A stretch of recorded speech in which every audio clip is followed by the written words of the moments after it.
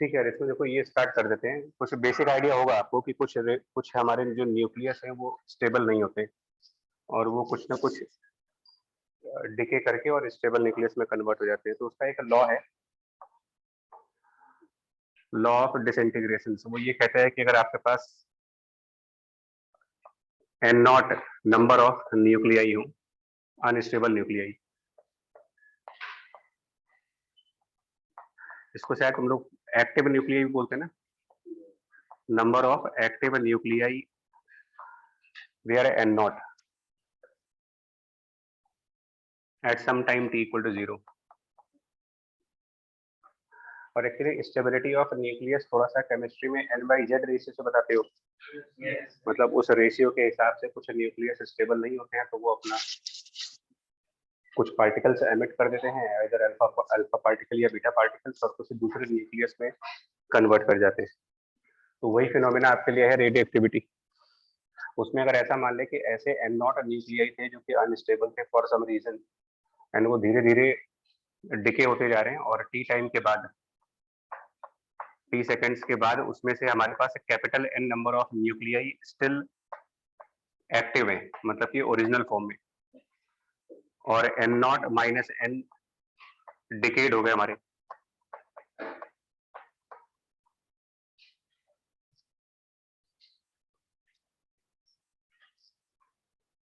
तो इसमें law first order kinetics है। वैसे फर्स्ट ऑर्डर काइनेटिक्स में ये कहा गया है कि जो रेट ऑफ डिके है, rate of radioactive decay, क्या बोलते हैं, it's directly proportional to concentration. जैसे आप उसको कंसेंट्रेशन बोलते हो, हम लोग यहाँ पर बोल रहे हैं कि rate of decay is directly proportional to the number of present nuclear, number of instantaneously active nuclei, that is proportional to n।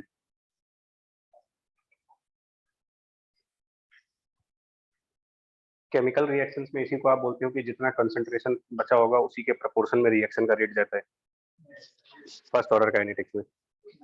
तो वैसे ही हम लोग बोल रहे हैं कि जितने न्यूक्लियाई यदि हमारे पास अनस्टेबल बचेंगे उनके प्रोपोर्शन में रेट ऑफ डिके होगा, और इसको रिप्रेजेंट करते हैं dn/dt सिंबल्स हैं, इक्वल टू साइन लगाते हैं यहाँ पर लैम्डा से with a negative sign.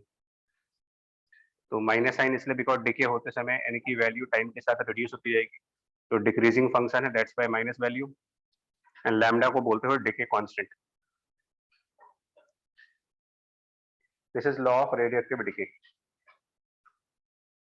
Fundamental law of radioactive decay, that is rate of decay is dn/dt equals to minus lambda into n, where n is the, again बोल रहे हैं ये decade वाले हैं या जो डिकेड नहीं हुए वो वाले नहीं हुए, मतलब n मतलब हाँ अनडिकेड, अनडिकेड मतलब कि जिनका अभी कोई अल्फा पार्टिकल नहीं निकला, जिनका कोई बीटा पार्टिकल निकला नहीं। और इसमें थोड़ी सी मैथ लगा होगा, इस n को इस तरफ ला करके और इंटीग्रेशन वगैरह कर दें तो कुछ ऐसा बन जाता है dn/n is minus times lambda dt,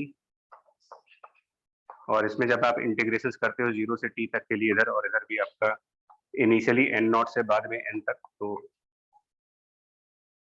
एक रिलेशन आ जाती है n equal to n naught e raise to the power minus lambda into T.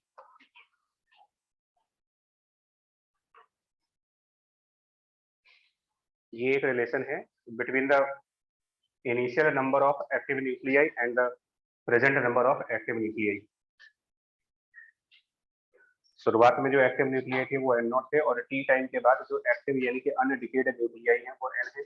Relation ये है n बराबर n naught e raise to the power minus lambda into T. कुछ basic बातें ये है कि ग्राफिकली इसका ग्राफ ऐसे आएगा, n और t के बीच में exponential graph starting from n not,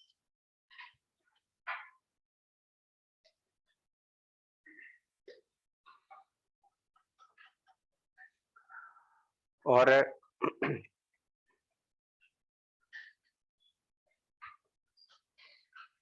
ठीक है, दो तीन और बेसिक चीजें हैं। फर्स्ट हाफ लाइफ के बारे में जैसे बात करेंगे वो लिखो, तो एक समझना, उसको समझना भी।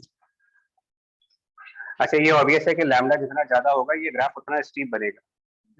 मतलब फॉर एग्जांपल अगर n 0 है, सपोज दैट लैम्डा 0 है, फॉर एग्जांपल लैम्डा 0, तो n बराबर n नॉट, तो ये ग्राफ आता straight line parallel to the n 0 पर। और अगर n इनफाइनाइट होता, n बाई चांस इनफाइनाइट होता अगर, तो e to the power minus infinity will become 0, so n will be suddenly 0। तो ये ग्राफ डायरेक्टली वर्टिकल बन जाता है। This graph is for lambda equals to infinite, मतलब जितना ज्यादा लैम्डा होगा हॉरिजॉन्टल से उतना नीचे होते जाओगे आप।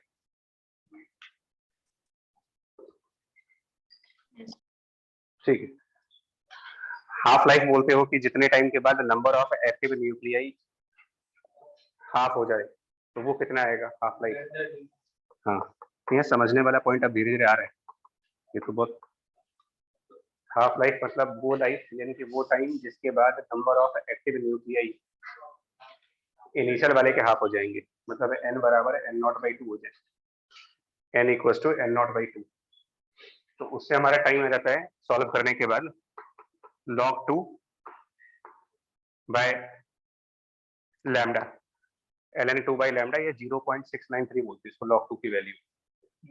बेस ई पर है ये, log 2 बेस ई पर, तो 0.693 divided by lambda is the half life. इसका मतलब ये हुआ,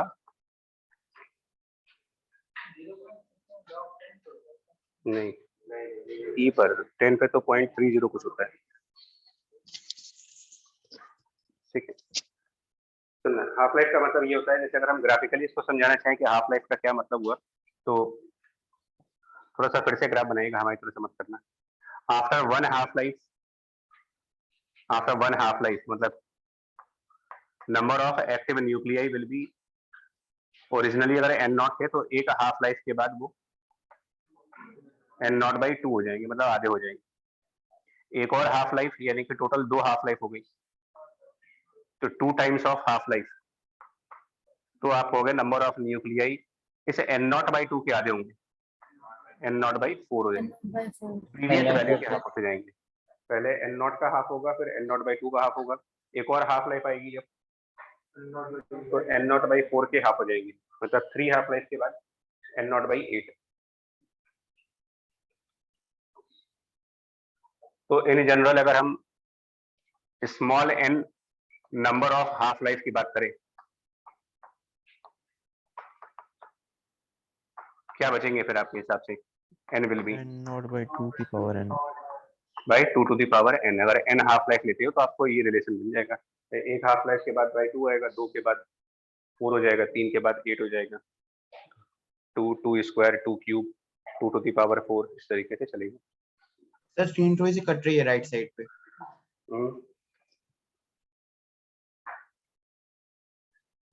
ठीक है आदित्य, अब इसको जरा समझना पड़ेगा, इस पॉइंट पर समझना पड़ेगा। फॉर एग्जाम्पल इनिशियली 10,000 न्यूक्लियाई थे, एज एग्जाम्पल लिखना आप। Suppose that initial number of nuclei are 10,000 and half life is 5 days, half life 5 days है।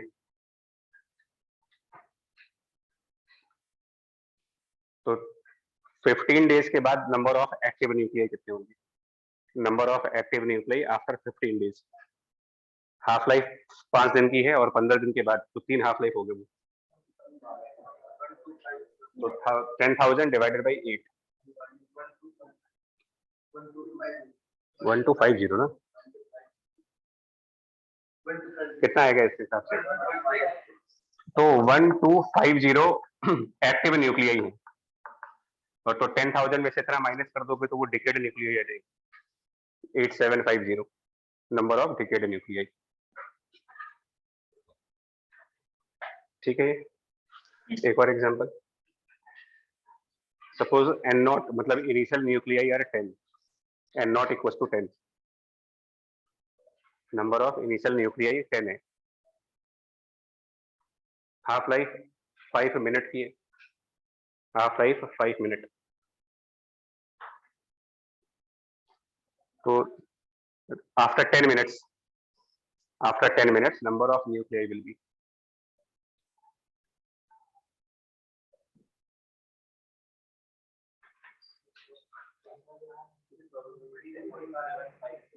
लगाओ फॉर्मूला लगाओ, 2 हाफ लाइफ हो गए, तो 10/2 to 10/4 मतलब डाई 2.5 न्यूक्लियाई, आंसर हुआ 2.5। बट ये आंसर वैलिड है, डाई न्यूक्लियाई का कोई No, sir. सिग्निफिकेंस थोड़ी है। नहीं 2 नहीं लिखेंगे, एक्चुअली ये लॉ वैलिड ही नहीं है उस टाइम पर। मतलब ये जो लॉ है ये तभी काम करता है जब सर आपके फिर तो initial basic number of, formula लगाएंगे। बेसिक भी नहीं लगेगा, ये initial number of nuclei should be very large sample, तभी ये काम करता है। इसलिए पूरी फिजिक्स आपकी जो है वो प्रोबेबिलिटी और स्टैटिस्टिकल फिजिक्स है, और स्टैट्स वाली फिजिक्स जो भी होती है वो एक बड़े सैंपल के ऊपर काम करती है, छोटे सैंपल्स पर नहीं काम करती। तो law is not valid for 10 nuclei, radioactivity का लॉ है ही नहीं उसके लिए। अगर ऐसा होता फिर तो किसी का एक न्यूक्लियाई है तो एक न्यूक्लियाई है, आधे हाफ लाइफ के बाद कितना बचेगा मुंह। यस सर, वो हो नहीं सकता है। It should be very large, मतलब इतना लार्ज होना चाहिए कि उसको हम 2 से डिवाइड करते चले जाएं और इंटीजर्स आते रहें। यस सर, ऐसा भी कह सकते हैं ना कि मतलब लार्ज होगा और इवन नंबर होना चाहिए। लार्ज वन हाँ वो होगा, मतलब इवन आ जाएगा एक्चुअली। अब ये पॉइंट समझने वाला है कि ये जो भी आपने स्टेटमेंट लिखा है ना कि ये स्टैटिस्टिकल फिजिक्स है और प्रोबेबिलिटी की थ्योरी पे काम करता है पूरा, ये complete law is based on the theory of probability. उसको समझो आप क्या।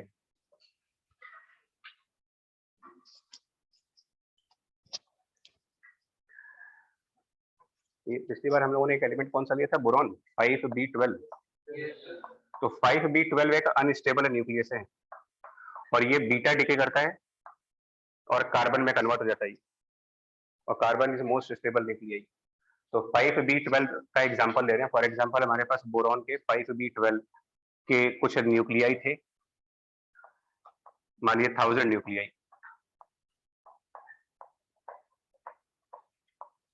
ठीक है जी, उन 1000 न्यूक्लियाई को आप क्या करो, उन 1000 न्यूक्लियाई को एक लाइन में, एक रो में सबको खड़ा कर दो आप, 1 से लेकर के 1000 तक के सभी न्यूक्लियस को अरेंज कर दो आप।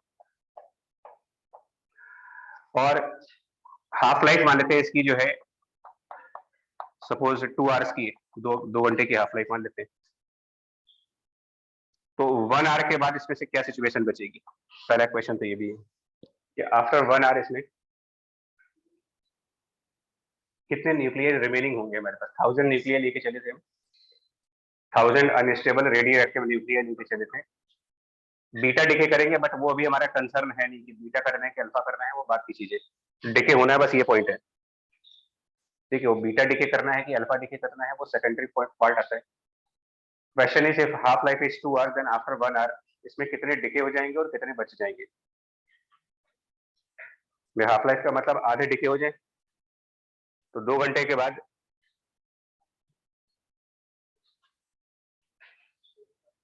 अच्छा कुछ दिक्कत है तुमको पीछे? नहीं, सबसे लास्ट में कोई प्रॉब्लम नहीं, दिख तो रहा ही है, वो तो दिखाएंगे तो दिखेगा, लेकिन प्रॉब्लम कोई बता भाई। 1000 थे तो मतलब 2 घंटे के बाद अगर हम जाते तो कितने न्यूक्लियर डिके हो चुके होते इसमें से?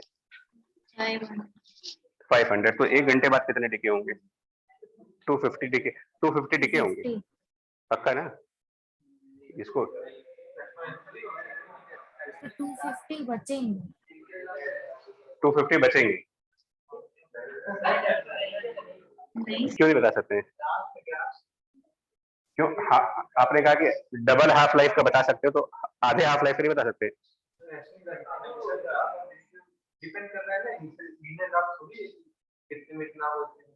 तो कोई बात नहीं, लीनियर नहीं तो क्या हुआ, चलिए यहाँ पे n बराबर n0 e टू दी पावर माइनस, हम लैम्डा को लिख सकते हैं, लैम्डा को लिखो आप ln2 divided by half life और इनटू t लिख दीजिए यहाँ पर, ऐसा तो लिख सकते हैं। तो अगर टाइम जो है वो हाफ लाइफ का आधा है, t is 1/2 times of this half life, तो क्या यहाँ पर n0 e टू the power minus half ln2 नहीं हो जाएगा? और माइनस हाफ ln2 की value minus of half ln2 अगर निकालो आप, मतलब क्या वो आएगा 250 आएगा? मेरा क्वेश्चन सिर्फ ये है कि मतलब जो मेन पॉइंट ये है कि अभी आप लोग 250 कह रहे थे जो, क्या सर इसकी नहीं वैल्यू आएगा। 250 आ जाएगी? नहीं आएगी। तो ये सब दिमाग मत लगा लेना थोड़ा सा इसमें, क्योंकि यही प्रॉब्लम होती है इसको अगर ढंग से ना समझा जाए तो। लोग अपना दिमाग लगा लेते हैं कि वो एक तो कम नंबर ऑफ न्यूक्लियाई पर भी इस लॉ को लगा देते हो, वो वैलिड नहीं है। और दूसरा हाफ लाइफ के फ्रैक्शंस पर ये काम नहीं करेगा, हाफ लाइफ के इंटीग्रल मल्टीपल्स पर काम कर सकता है, फ्रैक्शंस पर नहीं करेगा। खैर, मतलब वही चीज जो भी आप ये बोल रहे थे कि लीनियर फंक्शन नहीं है कि इतने में इतना तो इतने में इतना हो जाएगा, वो काम नहीं करता है कि 2 घंटे में इतने डिके होंगे तो 1 घंटे में इतने होंगे। कोई सर किराने की दुकान थोड़ी चल रही। सर तो मतलब कह सकते हैं हाँ, ना, जब भी हमारा आंसर एब्सर्ड टाइप का आ रहा हो तो ऐसा नहीं पॉसिबल है। वैलिड नहीं है। हाँ, मतलब हम कोई गलती नहीं कर रहे, वो लॉ ही काम नहीं कर रहा वहाँ ठीक है। सर ये आप खैर। n is equal to n naught upon 2 की पावर n वाले फॉर्मूले के लिए कह रहे हैं ना? हाँ जी।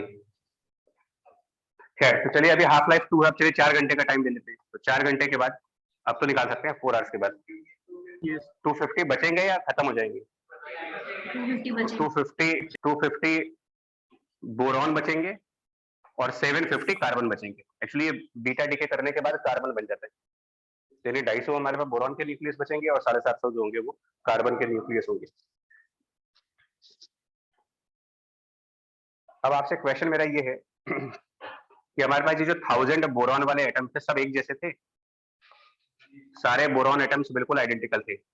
क्या आप इसमें से एक एक को पकड़ करके बता सकते हो कि जो 250 बोरॉन बचे हैं वो इनमें से कौन से थे? सर मतलब कि हम डिके होने से पहले ही बता दें कि ये वाला बोरॉन बचेगा, ये वाला बोरॉन बचेगा, ये बचेगा, वो तो नहीं कर सकते स्पेसिफिक। आप सिर्फ नहीं ये बता बता सकते हो, सकते ऐसे, ये बता सकते हो कि 250 बचेंगे, बट कौन से 250 बचेंगे वो नहीं बता सकते। ये कोई नहीं बता सकता। मतलब इसका कोई लॉ नहीं है।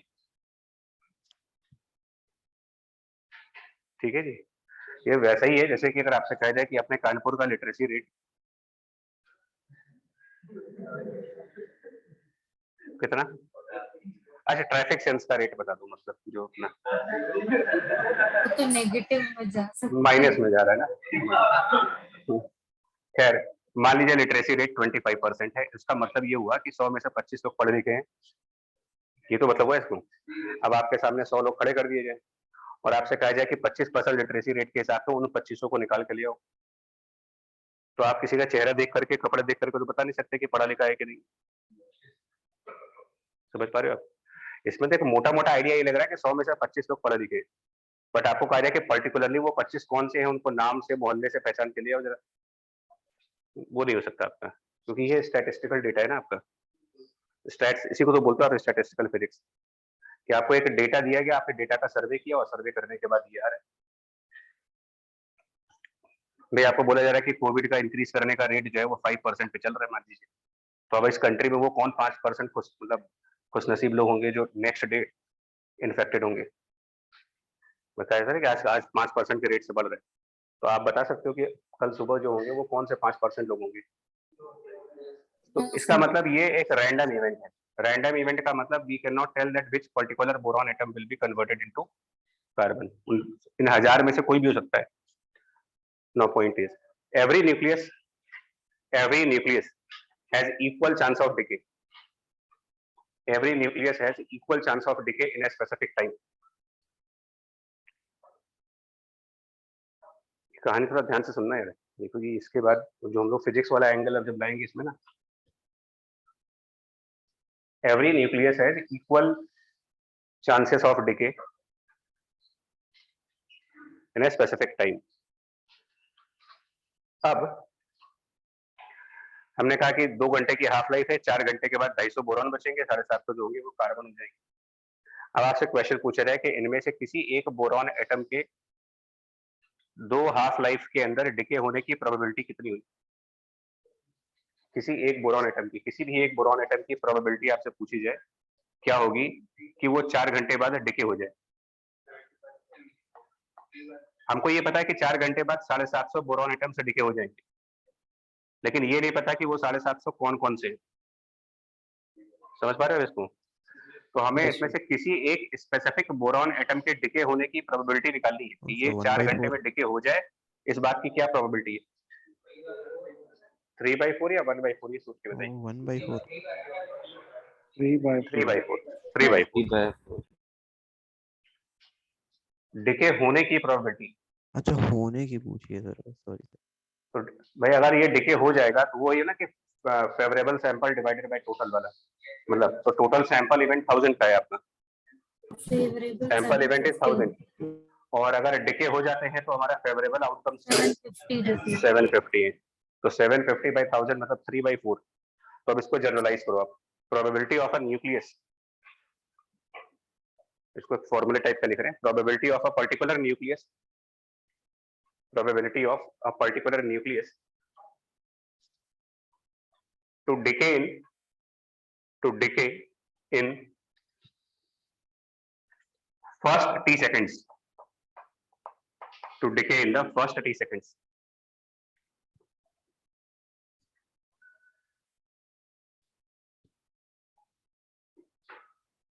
क्या लिखोगे? ये वही होगा ना कि एक बॉक्स में 10 रेड बॉल्स रखी हैं, हमने हाथ डाल के एक बॉल निकाली, तो क्या प्रोबेबिलिटी होगी उसके निकलने की भी? तो 1/10 बोल देते हो। तो वैसे ही होगी, सारी बॉल्स आइडेंटिकल थी तो आप हाथ अंदर दिख तो रहा नहीं, ऐसे पकड़ के एक बॉल निकाली, तो एक पर्टिकुलर बॉल के बाहर आने की जो चांसेस है वो 1/10 है। तो वैसे ही ये डिके वाला केस चल रहा है, तो t सेकंड्स के बाद वो डिके हो जाए, इस बात की probability p will be sample event is n0, sample हमारा n0 का था, और अगर वो डिके हो जाएगा तो वो n0 minus n0 e raise to the power minus lambda t वाले सैंपल में होगा, क्योंकि ये आपके डिके होने वाले नंबर्स हैं,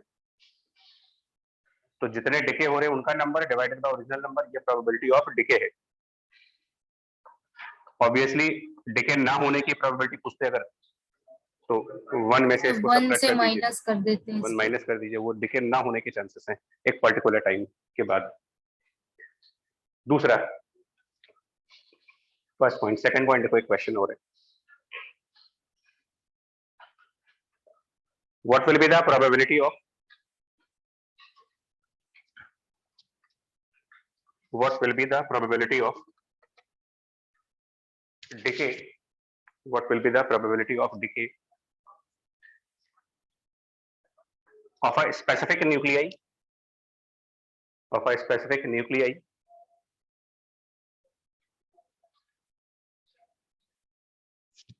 comma per unit time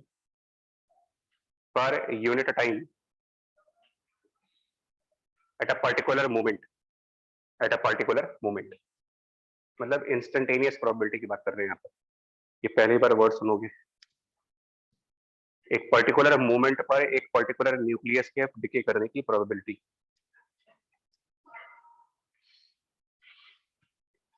difference समझो, ये जो प्रोबेबिलिटी आपने कैलकुलेट की है ये ड्यूरिंग 0 से लेकर t सेकंड्स का निकाला है, मतलब इसे 4 घंटे के अंदर की तो प्रोबेबिलिटी। एक टाइम पीरियड के लिए और एक स्पेसिफिक हाँ, इंस्टेंट। ये पर्टिकुलर मोमेंट के लिए, ट्राई करो क्या आएगा, अगर आपको थोड़ा सा प्रोबेबिलिटी का आइडिया हो। आइडिया तो होता है मैथ्स का, लेकिन फिजिक्स में नहीं होता। सर सबकी प्रोबेबिलिटी सेम ही होगी। जितने न्यूक्लियस है वो स्टार्टिंग में लिखा है, सभी के डिके करने के एक जैसे चांसेस होते हैं। यस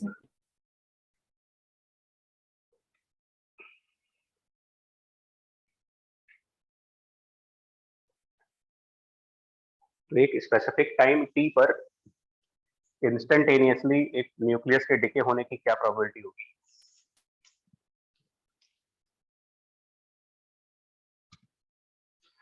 तो देखिए, अगर हम स्टार्ट करें टाइम 0 पर, हमारे पास एक्टिव न्यूक्लियाई जो थे, नंबर ऑफ एक्टिव न्यूक्लियाई वो थे n0। t सेकंड्स के बाद हमारे number of active nuclei n हो जाते हैं, जिनको हम कैलकुलेट करते हैं बाय द फॉर्मूला n बराबर n0 माइनस लैम्डा t। और t प्लस dt सेकंड्स के बाद अगर हम बात करें तो हमारे जो एक्टिव न्यूक्लियाई हैं वो थोड़े से और कम हो जाएंगे, n माइनस dn। तो इस dt सेकंड्स के इंटरवल में कितने डिके हुए यहाँ पर आपके ड्यूरिंग dt सेकंड्स अगर बात की जाए तो कितने न्यूक्लियाई डिके हुए? आउट ऑफ dn डिके हुए हैं आउट ऑफ, तो इस छोटे से इंटरवल में, इस छोटे से इंटरवल में डिके होने की प्रोबेबिलिटी, इस स्मॉल इंटरवल में डिके होने की जो प्रोबेबिलिटी होगी वो dn डिवाइडेड बाय n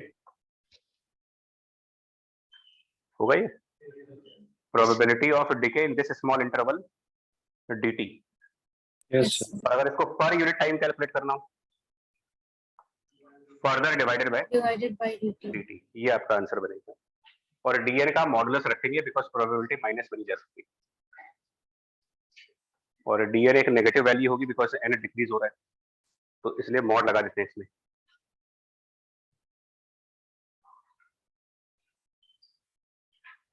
और ये जो पूरी वैल्यू आएगी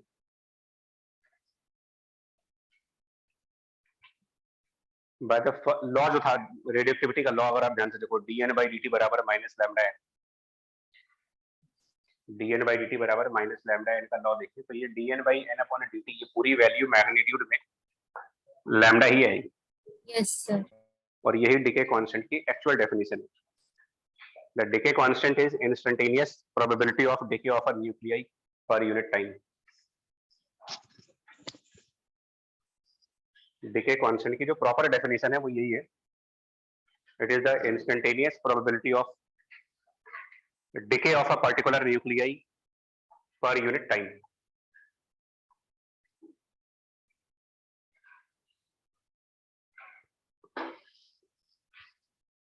और ये फिक्स वैल्यू है, मतलब किसी भी मूवमेंट पर पर सेकंड, किसी भी मूवमेंट पर सेकंड एक पर्टिकुलर न्यूक्लियस के डिके होने की जो प्रोबेबिलिटी होगी वो फिक्स वैल्यू है लैम्डा। दोनों क्वेश्चन के लैंग्वेज में डिफरेंस रहेगा। देखो पहले क्वेश्चन के लैंग्वेज में प्रोबेबिलिटी जो पूछी गई है वो उसमें एक इंटरवल दिया जा रहा है आपको कि 4 घंटे में, 5 घंटे में, 6 घंटे में, वो दैट इज इंटरवल, तो उसका आंसर अलग है। और इसमें इंटरवल नहीं दे रहे, इसमें कह रहे हैं पर सेकंड निकालना है आपको, प्रोबेबिलिटी पर second at a given time. तो उसका आंसर कैलकुलेट नहीं करना, उसका आंसर डायरेक्टली क्या हो जाएगा। और ये किस चीज की प्रोबेबिलिटी है, डिके होने की प्रोबेबिलिटी, ना होने की again 1 minus lambda, 1 minus lambda. तो दो तो ये क्वेश्चन जो थोड़े फंस जाते हैं कभी कभी। और नेक्स्ट पार्ट आता है, एक आता है एवरेज लाइफ यानी कि मीन लाइफ जिसको बोलते हो।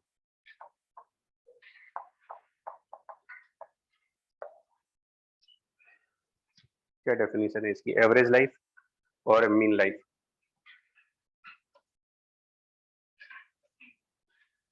देखिए तो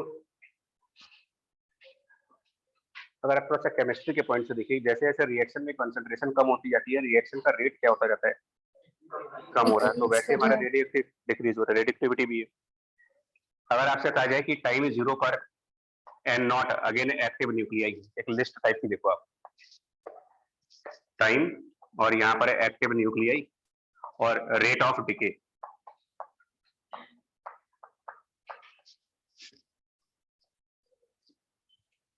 पीछे दिख रहा है तुम लोग को यार यहाँ पर? चलिए तो टाइम 0 से स्टार्ट करें, t बराबर 0, number of active nuclei N naught, rate of decay की value at that time. Law use करो कि रेट ऑफ डिके हमेशा proportional to the active nuclei है, तो lambda N naught will be the rate of decay. t seconds के बाद active nuclei कम हो जाते हैं, रेट ऑफ डिके भी कम हो जाता है, वो लैम्डा इनटू एन लिखोगे आप। और जो जिस इक्वेशन से ये कम हो रहा है, मतलब एन और एन नॉट की जो मैथमेटिकल इक्वेशन है, उस हिसाब से ये डिके कितने टाइम तक चलेगा, है ना। तो डिके खत्म होगा जाकर के इनफाइनाइट टाइम बाद। तो जब टी इनफाइनाइट हो चुका होगा, टी टेंडिंग टू इन्फिनिटी, तो आपका N tending to 0 and reaction का जो रेट है, मतलब rate of decay, that is also that will also tend to 0, मतलब वो एंड ऑफ रिएक्शन है। इनफाइनाइट टाइम बाद हमारी रिएक्शन खत्म हो जाएगी। और रिएक्शन को कंप्लीट करने में इनफाइनाइट टाइम इसलिए लग रहा है कि जैसे जैसे रिएक्शन होती जा रही है, रिएक्शन का रेट कम होता चला जा रहा है। तो रिड्यूसिंग रेट की वजह से क्या हो रहा है कि उसको इनफाइनाइट टाइम लग रहा है रिएक्शन कंप्लीट करने में। अगर जो आपका स्टार्टिंग में रेट ऑफ डिके था, इनिशियल रेट ऑफ डिके, अगर किसी भी टाइम पर यही रेट ऑफ डिके मेंटेन हो जाता आपका सम हो, मतलब रेट ऑफ डिके अगर कांस्टेंट रहा होता, जो स्टार्टिंग में था वही यहाँ भी होता, वही आगे भी होता, कम ना होता ही, तो ये पूरी रिएक्शन एक फाइनाइट टाइम में पूरी रहती। कितना टाइम होता वो, वही एवरेज लाइफ बोलोगे आप।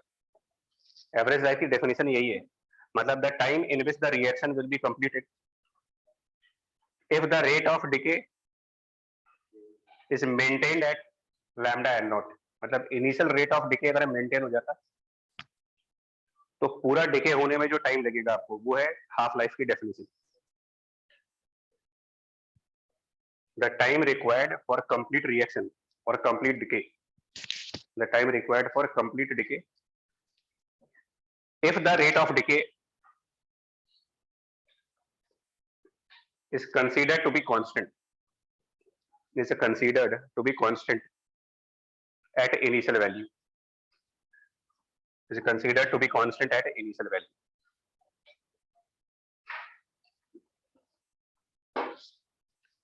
तो कितना होता है यार time of decay? n naught nuclei है, ये रेट है, तो number of nuclei divided by the constant rate will be the time.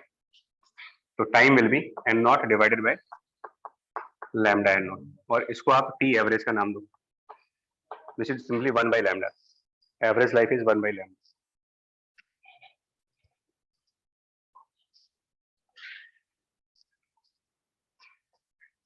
इसका फिजिकल मतलब क्या है?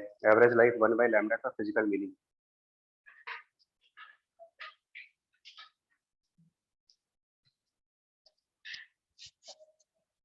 आपको सुना ना, मीन एवरेज जो होता है वो स्टैट्स का ही तो कंसेप्ट है यार, मीन मीडियन और ये जो सब निकालते हो ये स्टैटिस्टिकल मैथ्स में आते हैं सारे। तो मीन जब निकाल रहे हो, मीन लाइफ का क्या मतलब हुआ? देखिए ये तो एक हमारी डेफिनेशन है 1 by lambda की। ये बताइए टाइम 0 पर n naught nuclei t seconds के बाद n न्यूक्लियाई हो गए, n बचे हैं ना, तो डिके कितने हुए हमारे पास?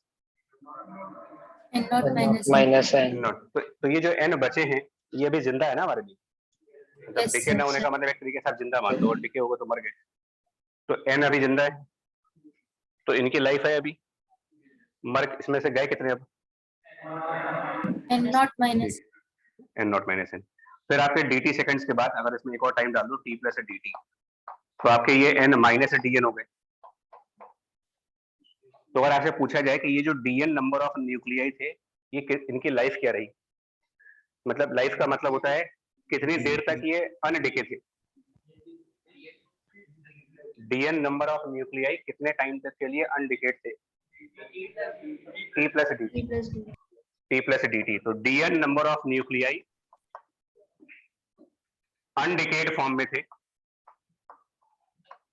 अनडिकेट for t plus dt seconds, और कोई न्यूक्लियस कितने टाइम के लिए अनडिकेड है वही उस न्यूक्लियस की लाइफ मान जाती है। Yes sir. Life of a nucleus is the period time up to which it was undecayed. जब डिके हो गया तो उसकी लाइफ खत्म।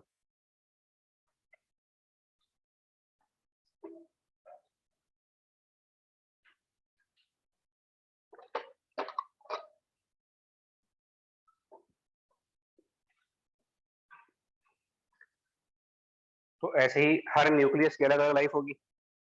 अब एवरेज निकालने के लिए आपसे क्या कहोगे? मान लो अभी लिखिएगा, मान लो आपसे कहा जाए कि 5 पर्सन हैं किसी फैमिली में और बिल्कुल अंत समय आ चुका है। Person 1 lived for 50 years, person 2 lived for 60, person 3 for 70, 30, 100। तो फैमिली की एवरेज लाइफ क्या है? तो आप करोगे क्या? मतलब सारे एजेस का सम नंबर ऑफ पर्सन को divided by number of people. मान लीजिए 2 पर्सन फैमिली में 50 साल तक की लाइफ थी, 4 पर्सन ऐसे थे जिनकी लाइफ 60 साल की थी, तो आप ये तो करते हैं 2 into 50 4 into 60, मतलब नंबर ऑफ पर्सन्स और उनकी जो लाइफ है उनको मल्टीप्लाई करते और बाद में डिवाइड किससे करते? Total number of people. dn हमारे पर्सन्स हैं इस तरीके से और उनकी ये लाइफ है, तो हम इसको भी मल्टीप्लाई कर लें dn और इसको, सेम प्रोसेस लगा करके, यानी कि dn will be multiplied bye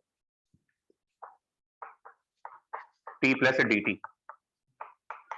और जैसे आप कह रहे हो कि यहाँ पर हम सबको ऐड करेंगे, यहाँ पर हम सबको इंटीग्रेट कर देंगे और डिवाइड कर देंगे टोटल नंबर ऑफ पर्सन्स के साथ, यानी कि टोटल नंबर ऑफ न्यूक्लियाई के साथ। That is average life. Mathematically average life को ऐसे डिफाइन किया गया मैथ्स के लैंग्वेज में जैसे। हम लोग थोड़ा दूसरे तरीके से डिफाइन करते हैं, हम लोग जो डेफिनेशन देते हैं उसमें कैलकुलस आती नहीं, दोनों बता दे रहे।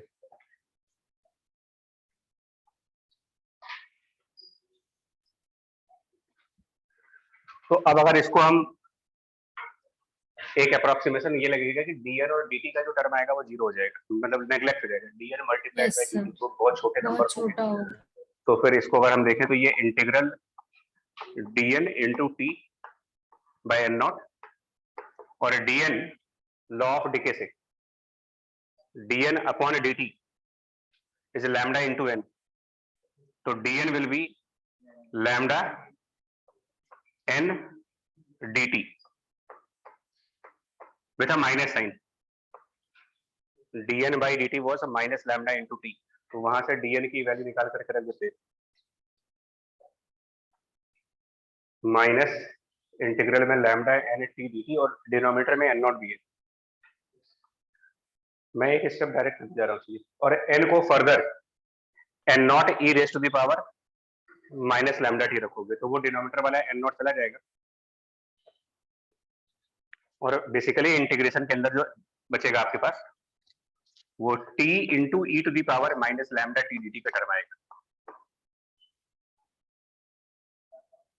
और ये 0 से इनफाइनाइट तक इंटीग्रेट होगा। हाँ, By प्रोडक्ट parts फॉर्म वाला वाला। इंटीग्रेशन है, बाय पार्ट्स वाला, आइलेट्स वाला form, t E to the power minus lambda T, इसको प्रोडक्ट रूल के हिसाब से इंटीग्रेट करना पड़ेगा आपको पूरा। करो।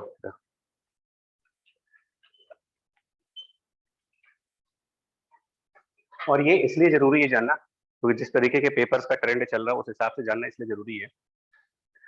मान लो आपसे क्वेश्चन फ्रेम कर दिया जाए कि in a different world the law of decay is something like n बराबर n नॉट टी स्क्वायर, मान लो कुछ और कर दें उठा करके, नहीं करते, तो अब आप वहां पर क्या करोगे, वहां पर पूरी डेरिवेशन ऐसे करनी पड़ेगी आप, तो तब हम हाफ लाइफ को डिराइव भी करेंगे ना, फिर तो क्या आएगा, आंसर आएगा तो 1/λ, बट एक बार फिर भी इंटीग्रेशन कर लो, इससे ये भी चेक हो जाएगा कि ये इंटीग्रेशन बाय पार्ट्स कितने लोग को आता है। यस सर 1/λ आ रहा है। फर्स्ट फंक्शन किसको मानते हैं इसमें, टी को मानेंगे ना, आइलेट्स के हिसाब से, तो उस हिसाब से सब्स्टिट्यूशन कैसे करूंगा, खैर देख लो, इसका 1/λ आंसर आ जाएगा। तो डेरिवेशन इंपॉर्टेंट है इसकी, मतलब ये डेरिवेशन ये दैट एवरेज लाइफ की ये जो डेफिनेशन आपको दी जा रही है, मैंने इसमें लिमिट ऑफ इंटीग्रेशन नहीं रखा है क्योंकि हो सकता है कि हम किसी हाइपोथेटिकल क्वेश्चन में जाए तो मे भी वो डिके 2-3 सेकंड में कंप्लीट हो रहा हो, तो जो भी आप लिमिट रखोगे वो 0 से स्टार्ट करेंगे और टाइम वो रखेंगे जब हमारा डिके कंप्लीट हो चुका होगा, वो हमारे लिए फिलहाल 0 से इनफाइनाइट है।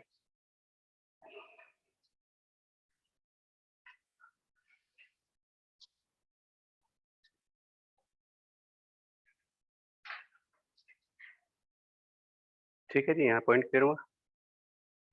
Yes. ठीक,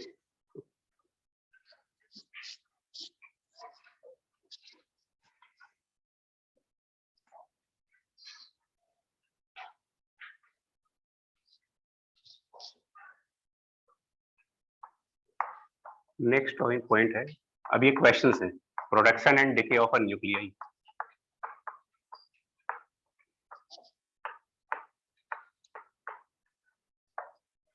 ये सब फेमस क्वेश्चंस हैं यार, फेमस मतलब एग्जाम्स में यही सब आया करते हैं रिपीट होकर के।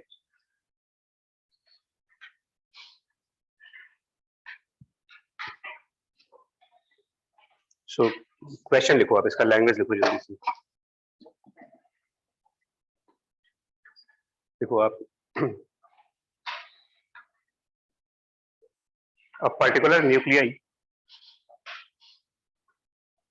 a particular nuclei is generated at a constant rate of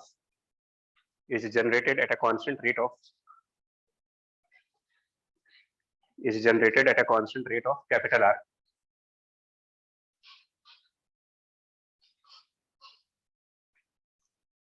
and its decay constant is lambda. Its decay constant is lambda. Initial number of nuclei is 0. Initial number of nuclei 0. Find the number of nuclei after time t. Find the number of nuclei after time t. Completely mathematical question है, physics से कोई लेने देना नहीं इसका. Sir last statement repeat कर दीजिए. Find the number of nuclei after a time t.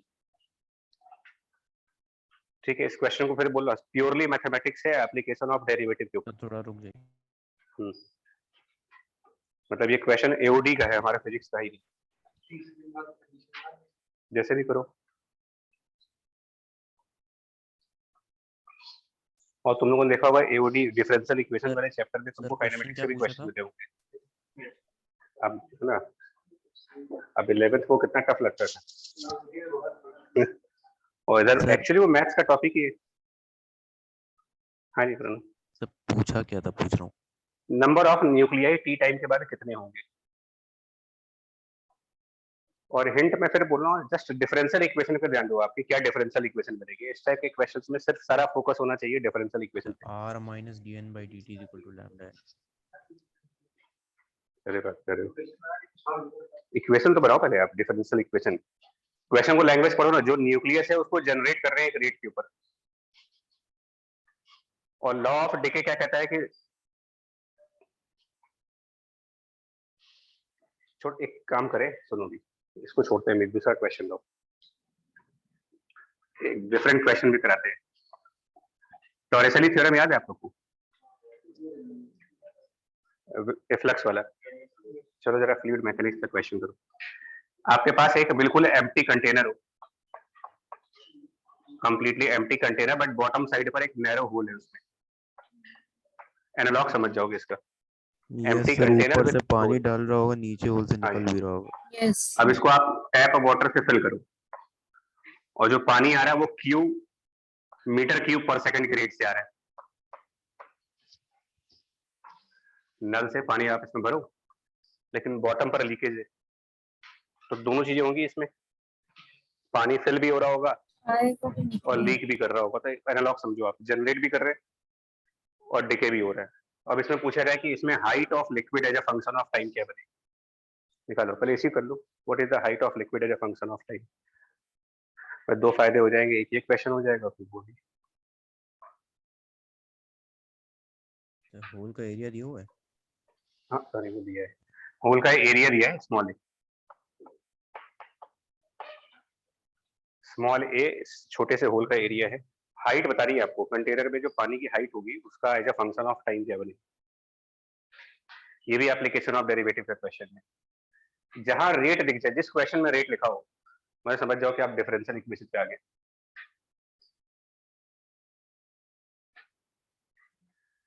तो फिल होने का रेट कितना है. अच्छा, इसमें दोनों के एरिया है. एरिया ऑफ कंटेनर भी दिया है, कंटेनर का एरिया कैपिटल ए वो भी गिवन.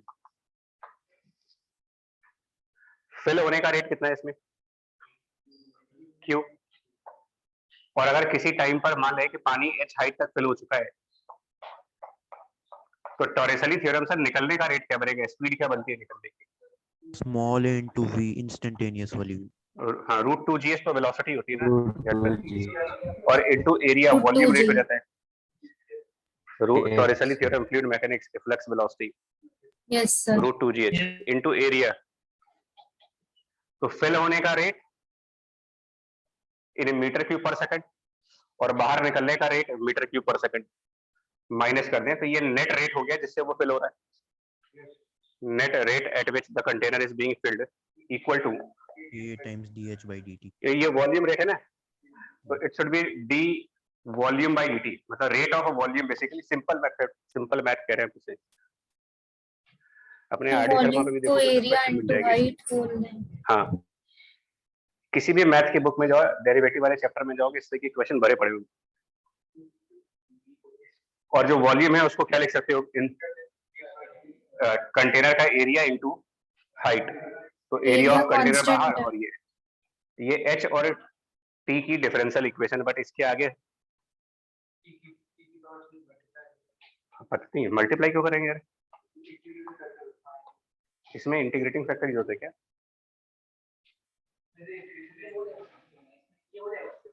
सर एक्चुअल में सर एक्चुअल में जो ओरिजिनल क्वेश्चन इस पे पूछा गया था कि मैक्सिमम हाइट कितनी अटेन वो तो करेगा लिक्विड। जीरो हो जाएगा ना, इसको D H by D yes T zero sir, कर दो। जीरो कर देंगे सर, क्योंकि इंटीग्रेट अगर करने की कोशिश करेंगे तो हो सकता है थोड़ा वो हो जाए।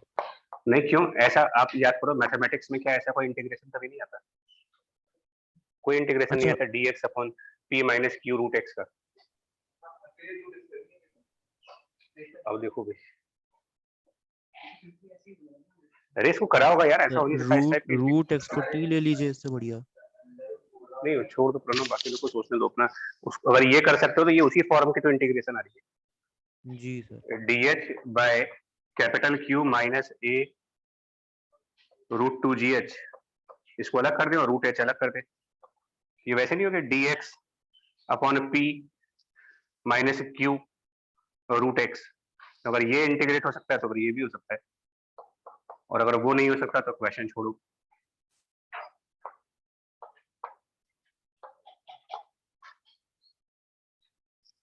इसमें दिक्कत बस इतनी है, इसलिए कैलकुलस बहुत आएगी थोड़ी, तो वो भी सिंपल वाले नहीं, इसमें इंटीग्रेशन थोड़े टफ वाले हैं।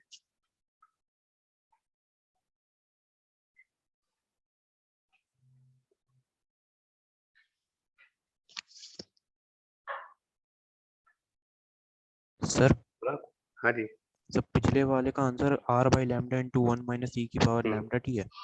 बिल्कुल। भैया देखो बाकी लोग सुनो, इसको पहले इस पे दिमाग लगाओ, और ये कर लोगे तो ये भी हो जाएगा फिर बोलो। और ये मैथ में आप इंटीग्रेशन चैप्टर में जाओ, कहीं ना कहीं जरूर होगा, मैं मान ही नहीं सकता इसको, ये रूट एक्स डिनोमिनेटर में कभी देखा ही नहीं।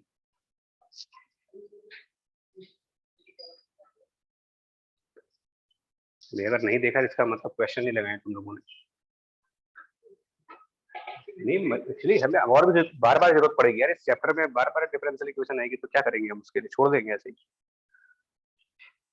सर सीधा रूट एक्स को टी लेकर टी में एक लीनियर इक्वेशन बन जाएगी बस, उसे इसको स्प्लिट विलिट करके एक लॉग का टर्म आएगा लास्ट में। खैर मैं तो जस्ट ऐसे ही टाइम पास के लिए क्वेश्चन दे दिया था। अगला देखो, अब जो मेरा ओरिजिनल क्वेश्चन है उसमें इसका एनालॉग समझो आप। हम एक न्यूक्लियस को जनरेट कर रहे हैं किस रेट पर, और वो डिके भी होगा क्योंकि वो स्टेबल न्यूक्लियस नहीं है, तो डिके होने का rate lambda multiplied by n, generate होने का रेट और डिके होने के रेट जस्ट लाइक फिल करने का रेट और लीकेज होने का रेट, इनको माइनस कर दे तो ये नेट रेट आ जाएगा, एंड इसको हम लिख देंगे d n by d t. तो यहां से फिर डिफरेंशियल इक्वेशन है ना डी एन, ये इंटीग्रेशन थोड़ा सिंपल है, ये बहुत बेसिक वाला इंटीग्रेशन आ जाता है कि इधर 0 से t जाएंगे, इधर 0 से n। तो क्वेश्चन में दिया है कि n की इनिशियल वैल्यू 0 है,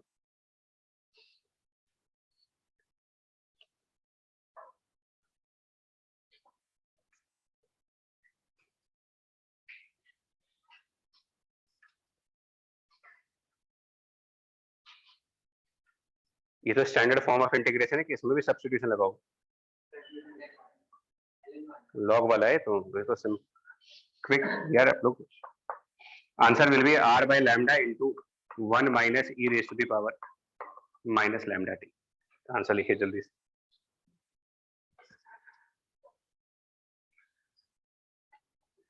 मैथ्स है यहाँ पर क्या, और इसका ग्राफ ऐसे कुछ आएगा, स्टार्टिंग फ्रॉम 0 वैल्यू, और जब टाइम t इनफाइनाइट होगा, टाइम t इनफाइनाइट, तो n की value r by lambda. So r by lambda को स्टेडी स्टेट बोलेंगे इसमें, just like charging of capacitor. r versus t का ग्राफ बना रहे हैं ना आप, तो n versus t, n versus t का ग्राफ है, n वर्सेस t का graph just like charging of capacitor है कि एक स्पेसिफिक चार्ज के बाद चार्जिंग बंद हो जाएगी, तो ऐसे ही एक पर्टिकुलर न्यूक्लियस के नंबर आने के बाद तो एक्चुअली ऐसा होगा ना, एक टाइम बाद ऐसा होगा जिस रेट से जनरेट हो रहा है इक्वल हो जाएगा, उसी रेट से डिके होने लगेगा। वो कंटेनर का एग्जांपल समझो, जिस रेट से पानी भर रहे हैं उसी रेट से निकलने लगेगा, ना तो हाइट बढ़ेगी ना तो हाइट कम होगी, यस वो सर, एक स्टेबल हाइट आ जाएगी, कांस्टेंट हो जाएगा। फिल करने का रेट और ड्रेनेज का रेट बराबर आ जाएगा।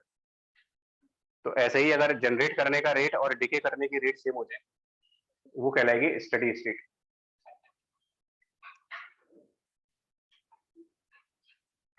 ठीक है, एक तो ये क्वेश्चन है। अब अगले क्वेश्चन में क्या करोगे भगवान जी ने।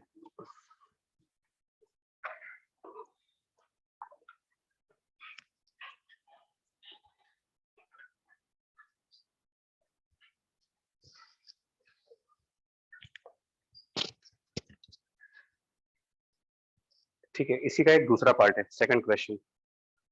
सेकंड क्वेश्चन जो बेसिकली चेन रिएक्शन कहलाती है, जिसमें ये कह रहा है कि कोई एक न्यूक्लियस ए है जो कि रेडियो एक्टिव न्यूक्लियाई है। क्या मतलब होता है क्वेश्चन में अगर लिखा हो कि रेडियो एक्टिव न्यूक्लियाई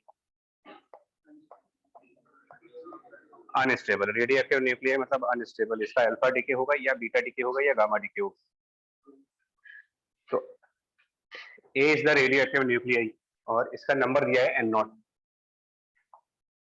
अच्छा, कभी कभी ये नंबर डायरेक्ट नहीं देते, कभी कभी क्या होता है आपको इसका मास गिवन होता है कि 10 ग्राम है, तो आपको मोल वाला कंसेप्ट लगाना पड़ेगा, mass divided by molar mass, समझे, और उसके बाद उसको एवोगाड्रो नंबर से मल्टीप्लाई तो करके Avogadro's N0 निकालना पड़ेगा।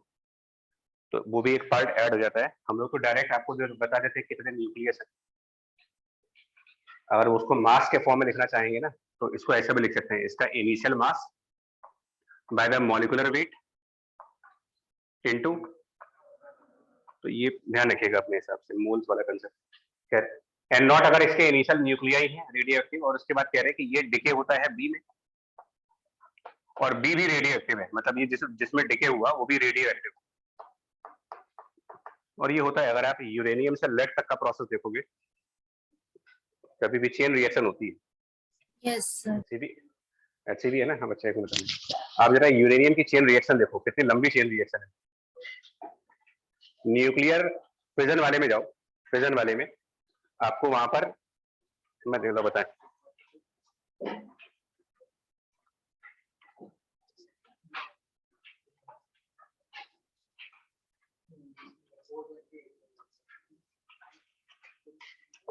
हाँ ये देखो 428 जहां गामा डीके लिखा है ना, उसके बगल में एक चार्ट बना है, देखो आप कितना लंबा चेन रिएक्शन है। डीके प्रोसेस इतने सिंपल नहीं है। सबसे पहले कौन सा एलिमेंट है, फिर उसके बाद उसका नया एलिमेंट, मतलब स्टेबल न्यूक्लियस तक जाते जाते न जाने बीच में कितने न्यूक्लियस आए।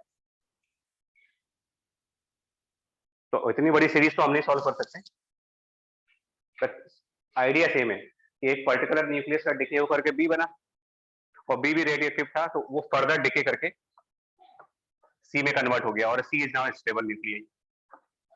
मतलब हम सिर्फ 2 तक का मान के चल रहे हैं, ए से बी में गए, बी से सी में गए, जबकि जो बुक में लिखा है वो तो वो और खतरनाक है, उसकी मैथ और खतरनाक है।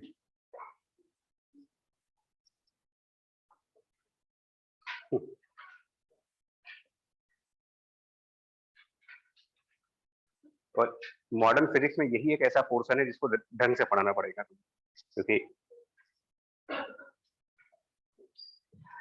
तो ए से बी तक का जो डिके है उसका कांस्टेंट λ1 गिवन है कि decay from A to B is at the constant λ1 and B to C का डिके कांस्टेंट λ2 पर है, और सी के बाद कोई डिके होगा नहीं क्योंकि वो स्टेबल। और स्टार्टिंग में बी का 0 न्यूक्लियस था एंड ऑब्वियसली सी का भी 0 न्यूक्लियस था। मतलब अगर हम उस बुक के हिसाब से चले तो हम ये मान सकते हैं कि सबसे बिगिनिंग में हमारे पास सिर्फ यूरेनियम था, और इन्हीं सब आइडियाज पर रेडियो एक्टिव डेटिंग और कार्बन डेटिंग भी चलती है, जिसमें एज ऑफ रॉक निकालते हैं, किसी ट्री के बारे में पता लगाते हैं कितनी पुराना है, फॉसिल्स मिलते हैं तो कार्बन Fossils डेटिंग में, हाँ। करके देखते हैं कितना कब टाइम का। लगा। तो इसमें यूरेनियम फर्स्ट प्रोडक्ट था, उसके बाद थोरियम, फिर पता नहीं PaU। खैर इसमें ये बताओ टाइम टी के बाद बी के कितने न्यूक्लियस होंगे और सी के कितने न्यूक्लियस होंगे और ए के कितने न्यूक्लियस होंगे। क्वेश्चन ये है, find the number of active nuclei of A B C. Find the number of active nuclei of A B C after time t. Find the number of active nuclei of A B C after t seconds. और मैं फिर बोल रहा इन topics में differential equation अगर आपकी सही बनेगी और उसके बाद इंटीग्रेशन,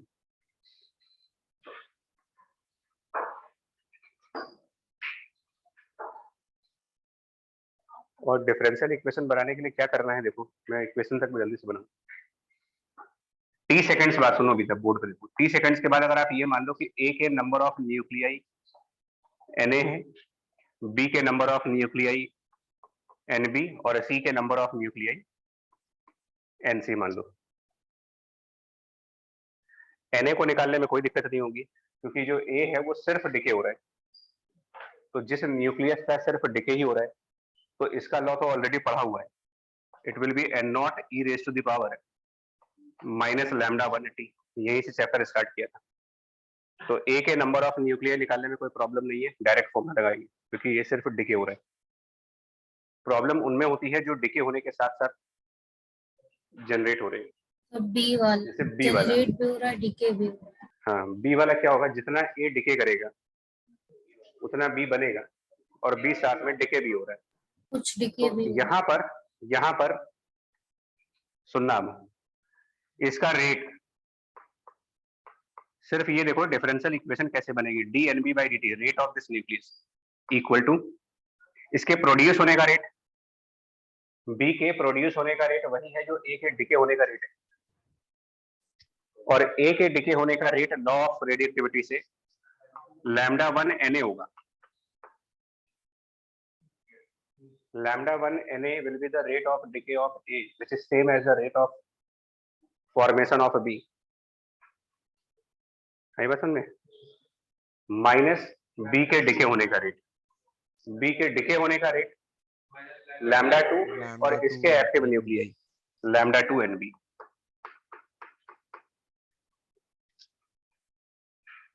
ये थोड़ी टफ डिफरेंशियल इक्वेशन बनेगी तो ध्यान से करिएगा। D n b by d T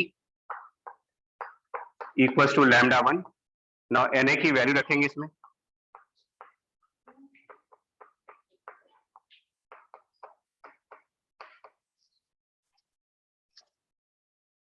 और नहीं पढ़ा है तो नहीं कर पाओगे, सवाल ही नहीं उठा कर पाएंगे इसको, क्योंकि अब ये डिफरेंशियल इक्वेशन सॉल्व होती है इंटीग्रेटिंग फैक्टर से। की power integral P D S. हाँ, अब कई लोग तो पहली बार नाम सुन रहे होंगे कि ये भी कोई चीज है। इंटीग्रेटिंग फैक्टर सुने हो, ई की पावर पता नहीं यार, तुम अजीब बात है।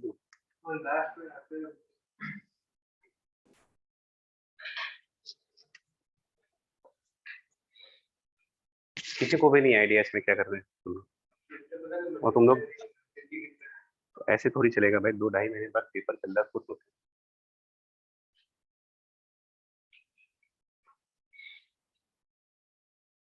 क्लियर इंडिकेशन है कि नहीं होने वाला परसेंटाइल कुछ नहीं आने वाली। बुरा लगेगा तुम्हें सुनने में, लेकिन ये क्लियर इंडिकेशन है कि प्रिपरेशन बहुत खराब है। इस स्टेज के पर जो बच्चे सीरियस होते हैं ना, उनको हर चीज याद होती है।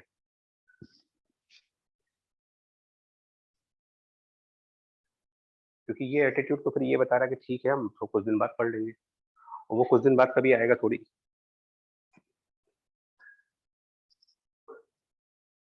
तुम्हें बता दो भाई क्या करेंगे इसमें, क्या मल्टीप्लाई कर दें? सर वेरी सॉरी, मुझे भी याद है नहीं, उधर भी नहीं याद है।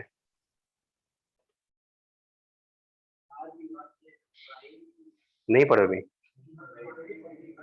तो ये बोलो ना, क्या बेइज्जती करवा रहे हो, नहीं पढ़े बोलो। पर अभी इंटीग्रेशन अब शुरू होगा, वेक्टर्स खत्म हुआ। तो फिर अलग बात है, मैं नहीं पढ़ा तो मैं तभी बोल रहा हूँ ये टफ है एक्चुअली इंटीग्रेटिंग। मैं इसलिए बोल रहा हूँ कि नाम ही नहीं सुना तो क्या बताएं इसमें। यस सर, डिफरेंशियल इक्वेशन भी इंटीग्रेशन के बाद चलता है इसमें। हाँ, इसमें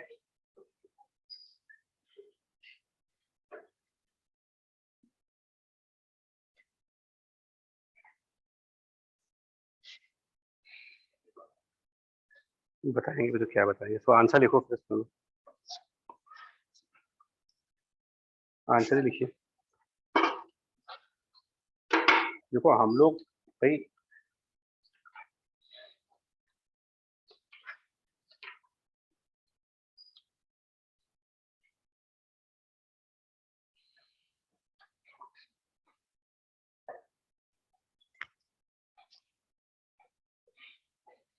आप पहले लिख लो, ये तो लिख लो कि further we have to use concept of integrating factor. भविष्य में अगर ये पन्ना कभी पढ़ोगे तो शायद दिखेगा।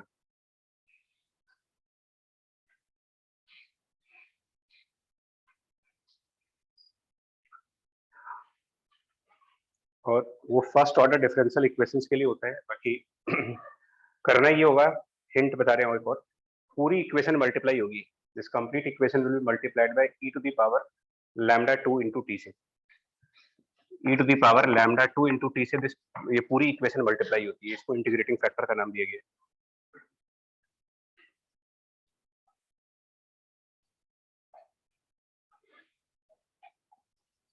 तो उससे बनेगा क्या जानते हो, अगर आप यहाँ e to the power lambda 2t इधर मल्टीप्लाई कर दें, अगर इसमें भी e to the power lambda 2t multiply करेंगे जब, तो ये एक्चुअली यहाँ पर टर्म आ जाएगी lambda 2 minus lambda 1 into t की, और यहाँ पर e to the power lambda 2 into t और मल्टीप्लाई होगा। ठीक है, लिखो अब कम से कम ये तो लिखो यार।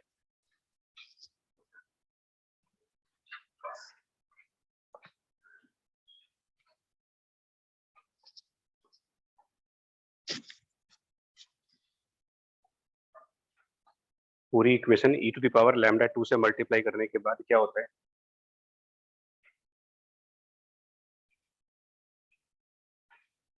अब अगर उधर जो माइनस वाला टर्म है उसको लेफ्ट साइड ले जाओ, जो इक्वेशन के राइट साइड पर ये माइनस का टर्म देख रहे हो, अगर इसको लेफ्ट साइड लाए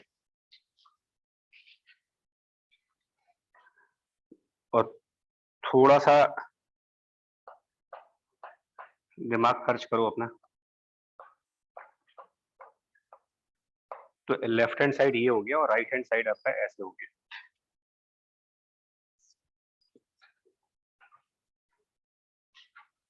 और इस पे थोड़ी बहुत अगर नजर पड़ पाए आपकी, तो ये एक्चुअली प्रोडक्ट रूल के हिसाब से किसी चीज का डिफरेंशिएशन है ये। लेफ्ट हैंड साइड अगर ध्यान से देखें तो ये एक प्रोडक्ट फंक्शन का डिफरेंशिएशन है। अगर आप ध्यान से देखो, तो लैम्डा 2 और e to the power lambda 2 multiplied by e to the power lambda 2, क्या ये e to the power lambda 2 का डिफरेंशिएशन नहीं किया गया? Yes sir. Lambda 2 into e to the power lambda 2 is the और दूसरे डिफरेंशिएशन में ऑफ, सर nb का डिफरेंशिएशन और है। दूसरे में nb का डिफरेंशिएशन है। तो ये जो लेफ्ट हैंड साइड की टर्म है, इरेज करने जा रहा हूं मैं इसको, लेफ्ट हैंड साइड की टर्म समझ लीजिएगा, ये क्या लिख सकते हैं further, it is differentiation of nb e to the power lambda 2t। अब आप वापस चेक करो इसका पहले वाला स्टेप जो है। Yes sir. यस। हाँ जी।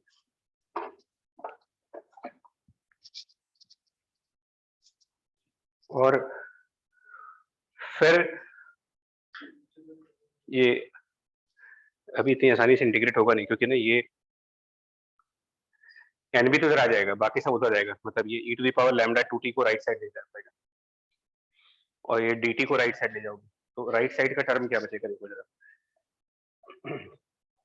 e to the power lambda 2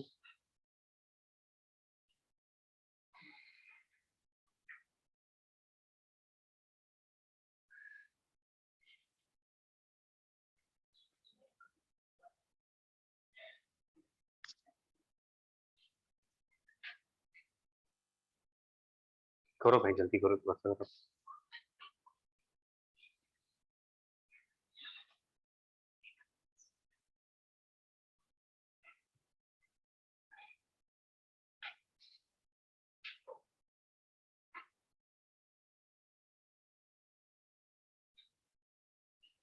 integrate करने की जरूरत पड़ेगी क्या, मतलब D by d T of this term, मतलब एक डेरिवेटिव तुमको पता है यहाँ पर क्या आ रहा है, तो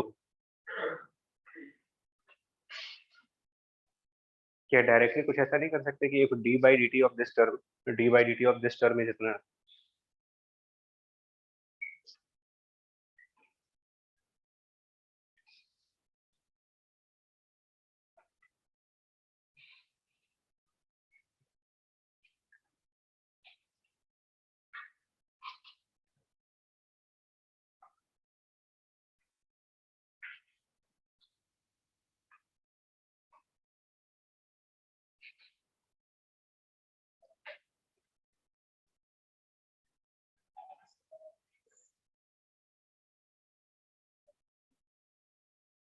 अरे भाई इस पूरे फैक्टर का डिफरेंशिएशन आपका ये आ रहा है ना, तो क्या ये नहीं कह सकते कि राइट हैंड साइड का इंटीग्रेशन ये टर्म आएगा इधर वाला? यस तो क्या लिखने को आप उसको लिखो ना, मतलब बेसिक रूल ऑफ डिफरेंशिएशन जो बोलते हो, this right hand side is differentiation of this factor, तो integration of the right side, क्या वो ये अंदर वाले टर्म के बराबर नहीं बोल सकते इसको? तो करके बताओ क्या आएगा एनबी इसके हिसाब से।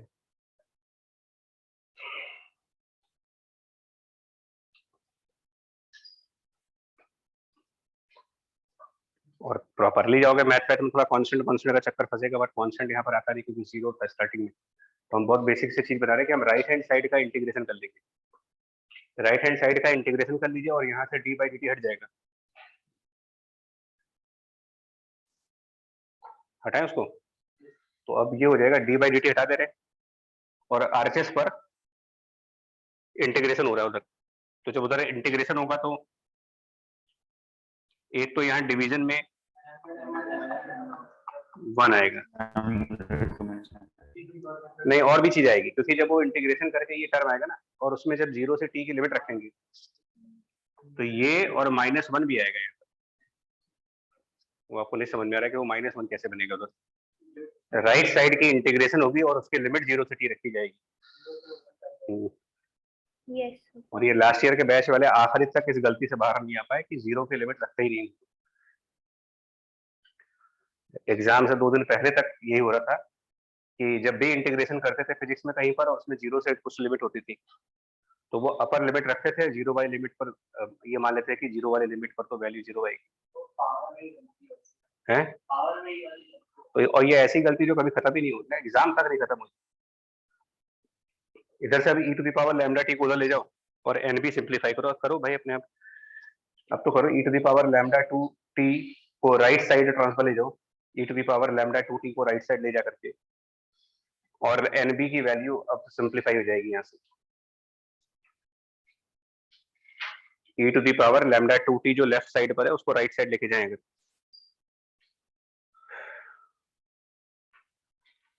तो ये मैं अब आंसर लिख रहा हूँ सीधा। आंसर ये आ रहा होगा एनबी की value. Now NB will be lambda 1 n naught by क्या था यहाँ, lambda 2 minus lambda 1 e raise to the power minus lambda 1 t and minus e raise to the power. एक बार आप भी चेक करो। हाँ तो आ तो रहा, लेकिन अभी या तो ये याद कर लो भाई या तो समझ लो, दो ऑप्शन है एनबी की वैल्यू। और एनसी की वैल्यू, एनसी सिर्फ प्रोड्यूस हो रहा है, ये सिर्फ डिके हो रहा है, वो सिर्फ प्रोड्यूस हो रहा है, ये डिके और प्रोड्यूस दोनों हो रहा है। तो सी की एनसी की वैल्यू निकालने के लिए कंजर्वेशन ऑफ मोल वाला कंसेप्ट, भाई टोटल नंबर ऑफ न्यूक्लियाई तो इतने ही रहेंगे आपके पास, किसी भी मोमेंट पर ए बी सी के मिला करके नंबर ऑफ न्यूक्लियस तो उतने ही रहेंगे जितने एन नॉट है। तो ए का मालूम चल गया, बी का मालूम चल गया, NC will be total minus n A minus n B. N A और एन बी डिराइव हो चुके हैं। एनसी का कैसे करोगे, एनसी को निकालोगे और टफ पड़ जाएगा वो, तो वो कंजर्वेशन लॉस आएंगे। अब प्रॉब्लम यहीं पे नहीं खत्म हो रही है,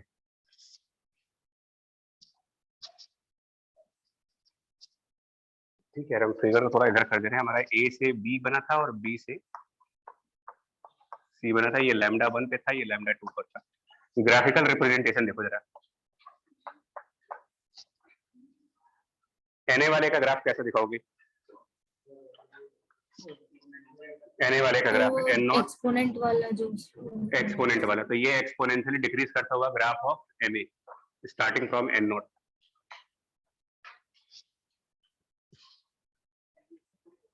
एन बी का ग्राफ, हाँ इसका ग्राफ थोड़ा डिफरेंट है। एन बी की इनिशियल वैल्यू 0 थी और इनफैक्ट इसकी फाइनल वैल्यू भी 0 आएगी। टी इनफाइनाइट रखे देखिए इसमें, टी इनफाइनाइट फिर 0 हो जाएगा। एन बी 0 से स्टार्ट होगा, 0 पे खत्म होगा, और ये एक्सपेक्टेड था, इसके लिए मैथ की जरूरत नहीं थी मुझे। कैसे कर जाएगा ना पूरा जितना ये रेडिएटिव न्यूक्लियस था, यस सर, तो आखिरी में तो खत्म होना ही है भी कर गए। हाँ बिल्कुल, आखिरी में खत्म हो ही जाएगा, रेडियो एक्टिव न्यूक्लियस बच ही नहीं सकते।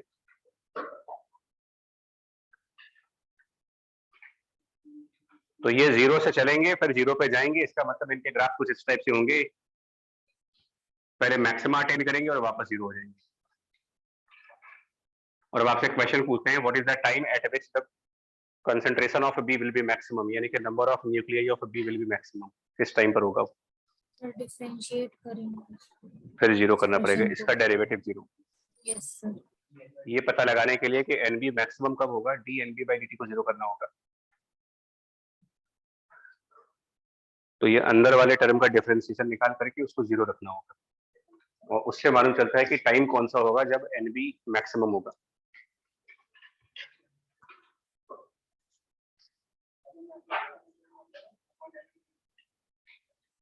हाँ, इसमें मैथमेटिकल क्वेश्चन ज्यादा है, मैं बोल रहा हूँ इसके बाद क्या करा जाए। और एनसी का ग्राफ, एनसी का ग्राफ 0 से स्टार्ट हुआ है और वो एन नॉट पे जाके खत्म हो जाएगा। तो 0 से स्टार्ट करेगा, एन नॉट पे खत्म हो जाएगा जाकर के, तो वो रफली कुछ इस टाइप से होगा।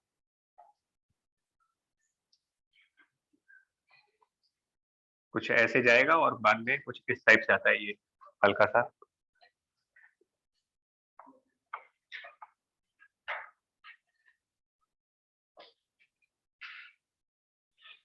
सर ये एनसी के ग्राफ में बीच में उसकी कनकेविटी चेंज भी हुई है अरे क्या? वो सब दिमाग में, कनकेविटी पे ध्यान मत दो, तो ग्राफ ऊपर जाके कांस्टेंट हो रहा है, ये ध्यान दो। रफली बनाया यार इसमें सही। अब हम लोग तो किताब से देख के बना लेते हैं, नहीं साइन एक्स का ग्राफ बनता नहीं है और एक्सपोनेंशियल ग्राफ बनाने बैठे हो। साइन रूट एक्स का, sine root x, log of sine root x,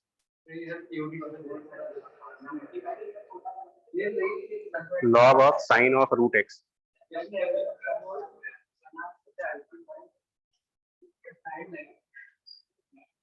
क्या छोड़ो, ये कंप्लीट हो गया। इसमें हमारा मेन कंसर्न दो थे, एक तो क्वेश्चन इसमें से ये आता है, what is the time when NB is maximum, एक इसके ऊपर क्वेश्चन बनता है, time at which NB is maximum. दूसरा एनबी के ग्राफ के ऊपर क्वेश्चन।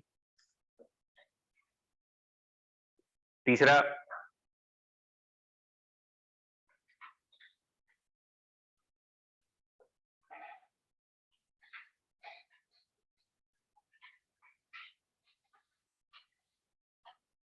दो लिख देना, टाइम निकालना पड़ेगा भाई, आपने हमने छोड़ दिया है, इसमें डिफरेंशिएट करो, 0 करो, अपने आप टाइम निकालो,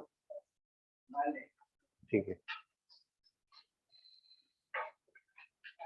और तीसरा क्वेश्चन एक्चुअली ये पूछते हैं, वो इससे रिलेटेड नहीं है, तीसरा क्वेश्चन ये पूछते हैं कि इस पूरे रिएक्शन में कितने पार्टिकल अल्फा के निकलेंगे, कितने पार्टिकल बीटा के निकलेंगे। एचसीवी की बुक में अगर आप काउंट करके देखोगे ना, तो किसी, अगर आप देखो तो वहां साइड में लिखा है, किसी एक रिएक्शन में बीटा लिखा होगा, किसी में अल्फा लिखा होगा। तो एक ये पूछते हैं कि कंप्लीट रिएक्शन में कितने अल्फा पार्टिकल निकले होंगे, कितने बीटा पार्टिकल निकले होंगे।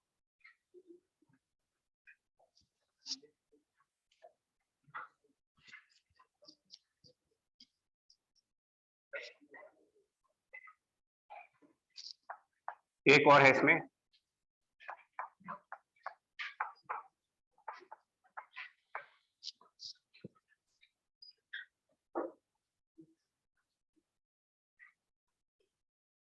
अब आपको उस प्रोबेबिलिटी वाले कंसेप्ट को फिर समझना पड़ेगा।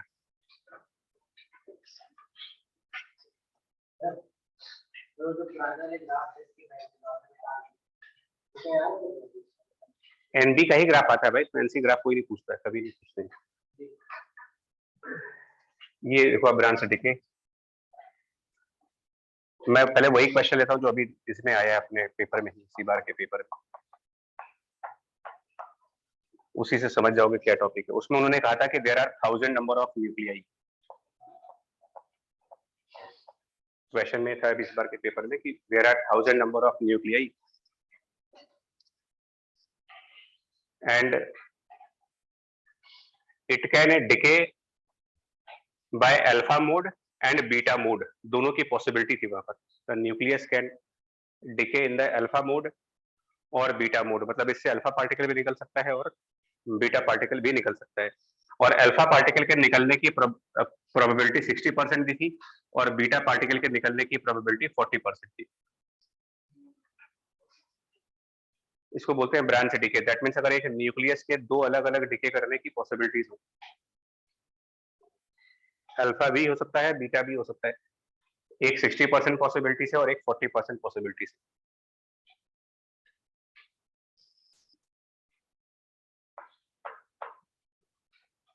ठीक है जी। और कुछ उसने हाफ लाइफ दिया था, इसका जो हाफ लाइफ था वो 20 डेज का था, half life of 20 days. And then पूछा था शायद कि 60 डेज के बाद, after 60 days, number of undecayed, sorry, number of alpha particles कितने होंगे 60 डेज के बाद, नंबर ऑफ अल्फा पार्टिकल्स।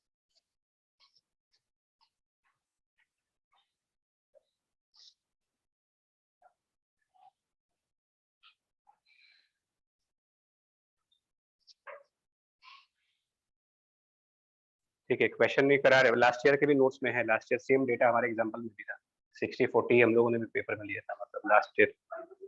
क्या चीज? नहीं, पता नहीं, करेक्ट तूने किया इसको? हाँ, करो उसको। कितना आएगा, कितना आएगा?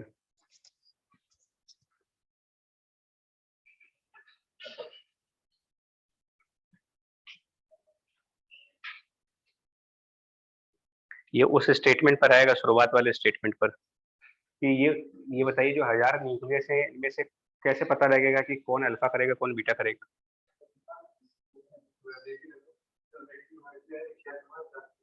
हाँ, ये मतलब है कि जो ये कहा है ना कि 60% प्रोबेबिलिटी ऑफ अल्फा डिके है और 40% बीटा डिके, इसका मतलब 1000 में से 600 ऐसे होंगे।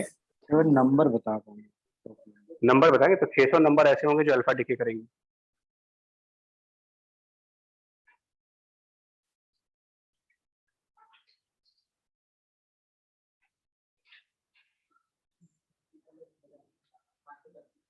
क्या चीज?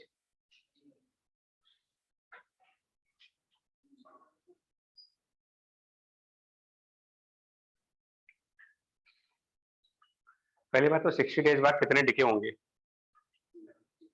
मतलब कितने बचेंगे, कितने डिके होंगे, अगर ये 3 हाफ लाइफ है तो 1000 डिवाइडेड बाय 8, 125, 125 बचेंगे, तो 125 एक्टिव है, यानी कि 875 डिके हैं, और उस 875 जो डिके हैं उनमें से 60% अल्फा वाले होंगे और 40% बीटा वाले। तो 875 का 60%, ये आपके अल्फा पार्टिकल्स बचेंगे, मिलेंगे अल्फा पार्टिकल्स। ठीक है, एक तो ये क्वेश्चन है। बाकी दूसरा क्वेश्चन इसमें ये है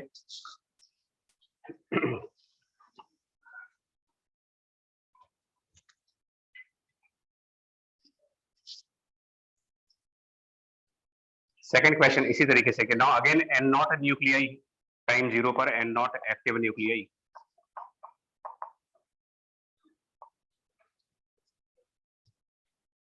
and it can undergo alpha decay as well as beta decay, ये भी दे रखा है इसमें।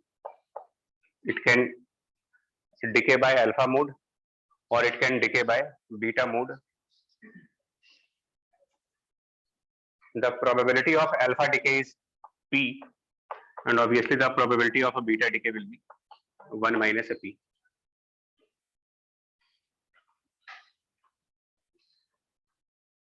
The decay constant for alpha mode is lambda 1 and the decay constant for beta mode is lambda 2. The decay constant for alpha mode lambda 1 and decay constant for beta mode lambda 2.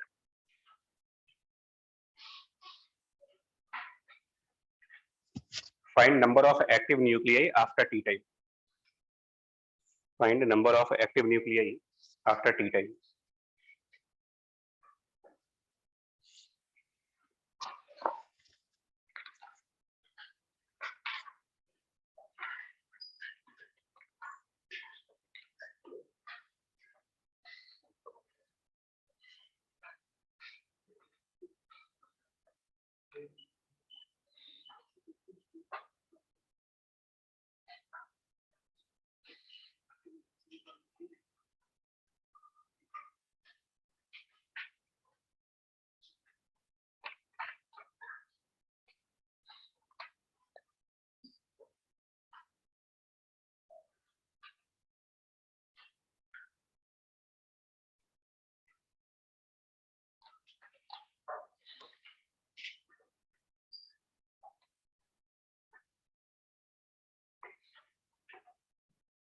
वो जो JEE वाला question था ना, वो अगर ध्यान से देखो तो ये 42 नंबर क्वेश्चन है इसका,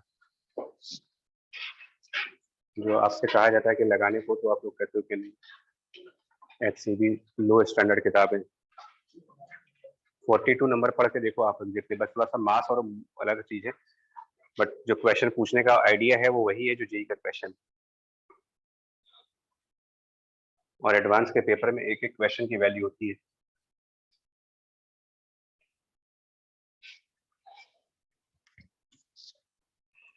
ट्वेंटी टू में एक बात लिखी गई है, ध्यान से देखो तो 22 में एक लिखा है, ओवरऑल हाफ लाइफ लिखा उसमें। तो 42 में अगर आप देखो तो क्वेश्चन की जो इन्फॉर्मेशन है उसमें लिखा overall half life. Overall half life का मतलब क्या हुआ यहाँ पर? हाँ, और हम लोग उसको सेपरेट बात कर रहे हैं कि अलग अलग करके देखो जरा, इसका अगर डिके कांस्टेंट लैम्डा 1 और इसका डिके कांस्टेंट लैम्डा 2, तो क्या बनेगा डिफरेंशियल इक्वेशन?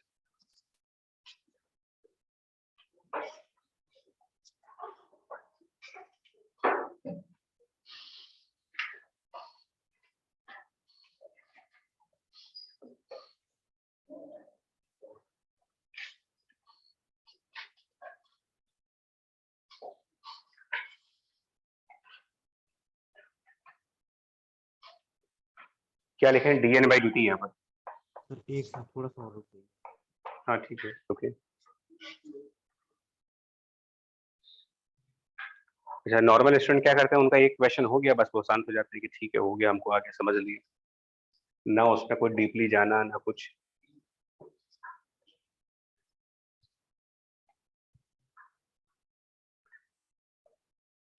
सर सर अगर हम मान के चले कि वो प्रोबेबिलिटी P वाला कुछ A सब्सटेंस बन रहा है, मतलब A न्यूक्लियाई बन रहा है कोई दूसरा, तो dA by dt हम लिख सकते हैं लैम्डा 1 टाइम्स कैपिटल N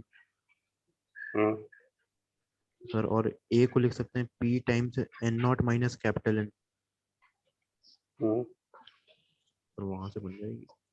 ठीक, ऐसे भी कर सकते हैं ना कि अगर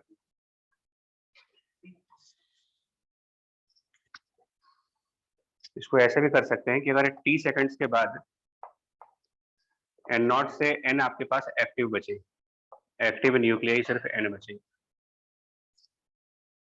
तो कितने इसमें से वो होंगे जो अल्फा मोड में जाएंगे? अगर n एक्टिव है और प्रोबेबिलिटी गिवन है, तो इसमें से कितने न्यूक्लियस ऐसे होंगे जिनका अल्फा डिके होगा और कितने न्यूक्लियस ऐसे होंगे जिनका बीटा डिके होगा? अल्फा वाले P into N not minus. तो dn by dt देखिए, ध्यान सुनिएगा, the rate of decay, alpha mode से डिके होने के लिए, इसको समझने के लिए एक काम करो आप, 0.6 वाला एग्जांपल ले लो और ये 0.4 वाला तो समझ जाओ। 0.6 इंटू n, कितने number of active nuclei alpha decay में जाने के लिए तैयार है? तो दिस मल्टीप्लाइड बाय लैम्डा 1, ये अल्फा डिके का रेट आएगा, और 0.4 नंबर, 0.4 n न्यूक्लियाई,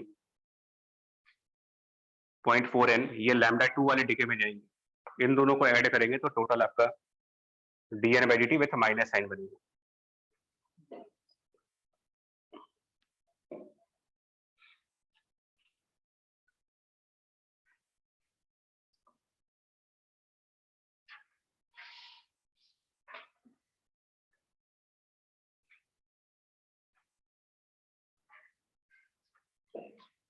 ये वही प्रिंसिपल यूज कर रहे हैं जो प्रिंसिपल पिछले क्वेश्चन में लगाए थे कि 60% अल्फा डिके होंगे, 40% बीटा डिके होंगे, तो इसी हिसाब से उतने ही न्यूक्लियस अल्फा डिके में जाएंगे। और लॉ कहता है कि किसी पर्टिकुलर डिके का जो रेट आता है वो उस डिके में जितने न्यूक्लियस एक्टिव है उसके प्रोपोर्शन में जाएगा। अब फर्दर इसमें से n निकालो कितना आएगा, अगेन सॉल्व करना हो तो वो आ जाएगा, सिमिलर चीज ही आएगी, बट इसमें बस एक करेक्शन ये हो जाएगा कि n बराबर, अगर हम ध्यान से देखें तो n कॉमन ले लें,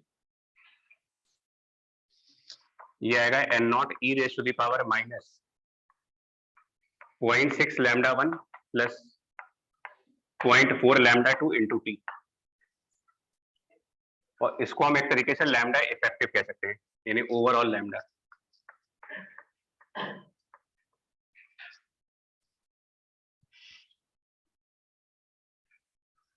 और इस ओवरऑल लैम्डा से ओवरऑल हाफ लाइफ आएगी, हाफ लाइफ बराबर है ln2 divided by this overall lambda, यानी लैम्डा इक्विवेलेंट एक तरीके से हुआ ही।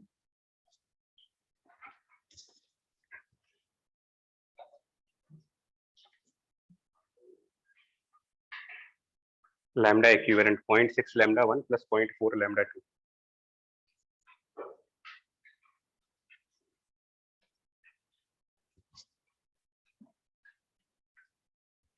तो इससे ओवरऑल हाफ लाइफ अगर निकालना होता तो ये बनता ln2 divided by lambda overall, यानी कि 0.6 lambda 1 plus 0.4 lambda 2।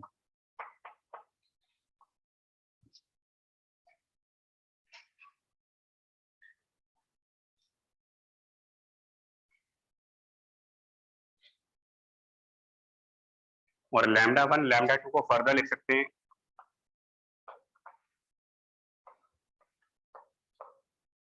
ln2 divided by half life of alpha decay plus lambda 2 को लिखेंगे ln2 divided by half life of that beta decay, या फिर T1 T2 कर ले, half life of T1 and half life of T2, individual decay के half life.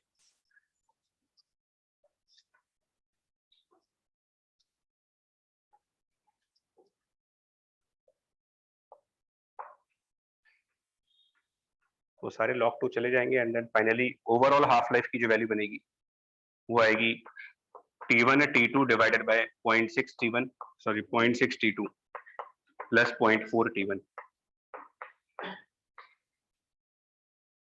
Overall half. और ये question में दिया जा रहा है आपको, और जेई वाले क्वेश्चन में भी इसी की वैल्यू दी गई है। इसका मतलब हम ये भी पता लगा सकते थे कि इंडिविजुअल डिके में क्या क्या हाफ लाइफ होंगी।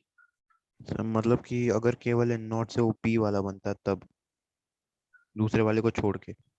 हाँ ओके।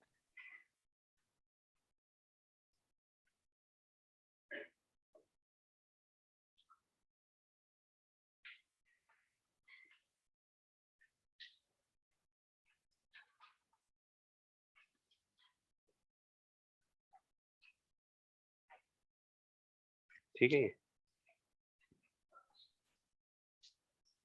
किताब को बताया। और एक लास्ट पॉइंट और ऐड कर लिए, dn बाई dt को कैपिटल ए से डिनोट करोगे, कॉल्ड एज एक्टिविटी।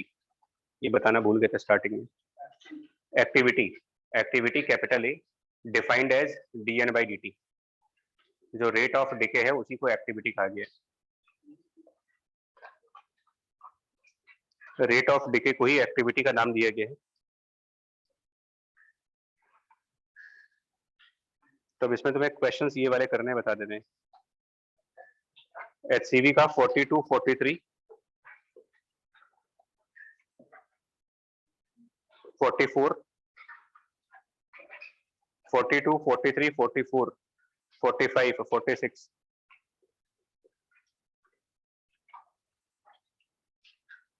47, 48, चेक करना पड़ेगा तो 49, हाँ मतलब 42 से 49 सभी हो गए। इसके बाद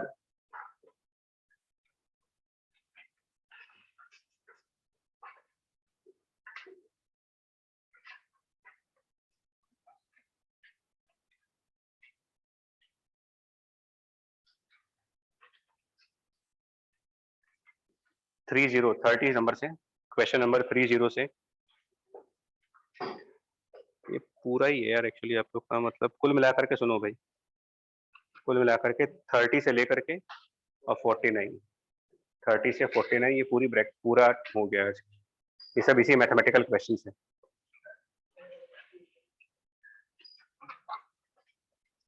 फिफ्टी वाला पहले बता चुके थे क्यू वैल्यू निकालने का, और 51 भी सेल्फ करने वाला है, मतलब 51 जो है वो उसके लिए कोई थ्योरी पढ़ाई नहीं जाएगी। 51 लैंग्वेज को समझ करके खुद से करने वाला है। 52 भी कर सकते हो, क्यू वैल्यू निकालने का इसके बारे में ऑलरेडी बता चुके हैं।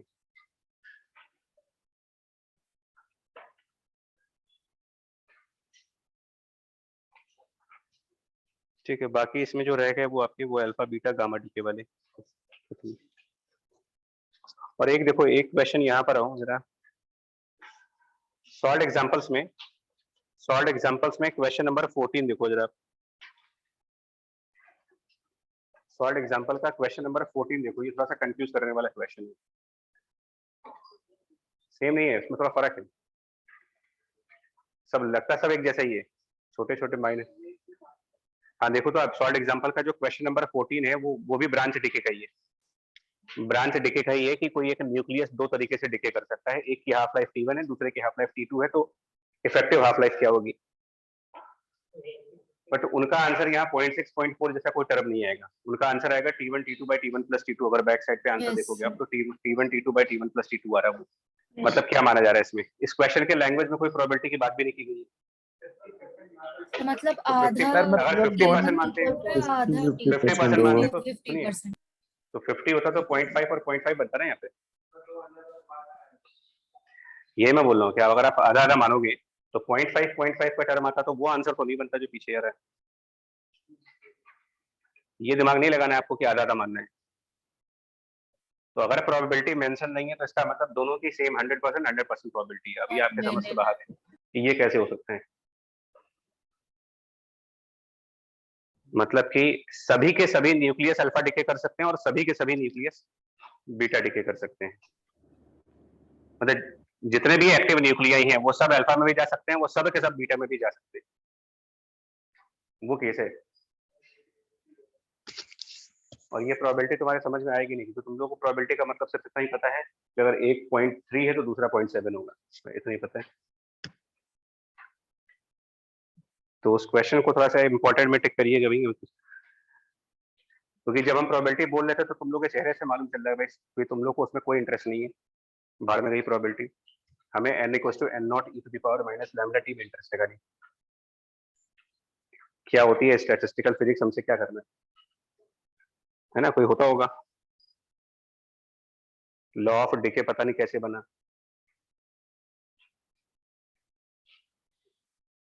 ये नहीं हो सकता कि दोनों के प्रोबेबिलिटीज मतलब दोनों के यहाँ भी 1 आ जाए और यहाँ भी 1 आ जाए।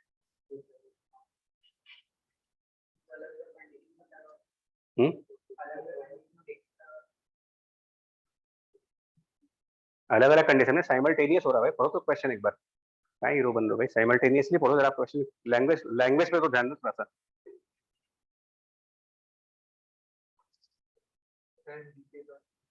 कैन डिके मतलब by two different processes, half life are T1 T2।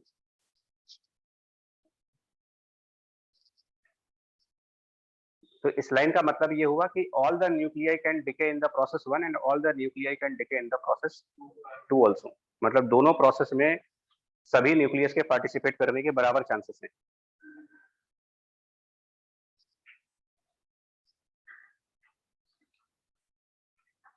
ठीक भाई, इस पे तो ध्यान दीजिएगा और इसको मैथ वाली प्रोबेबिलिटी से मत मानिए।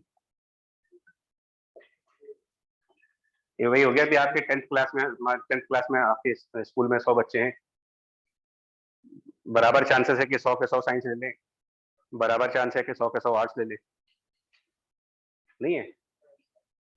तो फिर साइंस में जाने के भी उतनी चांसेस हैं, आर्ट्स में भी जाने के उतनी चांसेस, और ये भी हो सकता है कि आधे मतलब 60% साइंस ले, 40% आप ये ले लें। तो यहाँ पर अगर आप जो मैथ वाली प्रोबेबिलिटी लगाओगे तो गलत हो जाएगी। मैं अगर पूछा जाए कि चांसेस क्या है साइंस वाले में, साइंस स्ट्रीम चूज करने के, तो आप बोलोगे 100 आउट ऑफ 100। तो प्रोबेबिलिटी थ्योरी के हिसाब से आर्ट्स में जाने के 0 हो गए फिर तो। क्या आर्ट्स में भी जाने के 100% चांस नहीं है? Yes, sir. फिर ये कैसे कह सकते हो कि अगर साइंस स्ट्रीम चूज करने के चांसेस 100% है तो आर्ट स्ट्रीम चूज करने के 0 कैसे हो गए? आपस में कोई रिलेशन ही नहीं इनका। उधर भी 100% चांस है, इधर भी 100% चांस है। ये वही थ्योरी चल रही है।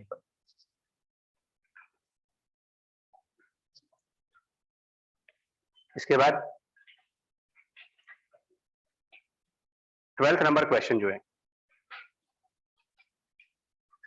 12th नंबर क्वेश्चन भी अच्छा है, जो ये आज ही डेरिवेशन पे है। 12th नंबर क्वेश्चन वो जो अभी चेन रिएक्शन किया था ABC वाली, उसका फंडामेंटल है वो। बाकी अपने आप करोगे।